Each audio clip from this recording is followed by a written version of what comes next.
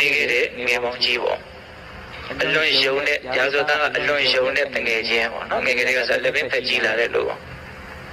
ဓမ္မသာလည်းသူ့ကိုအယုံသွင်းပြီးတော့တတ်လို့ရမှာမို့လို့တော့လူယုံကို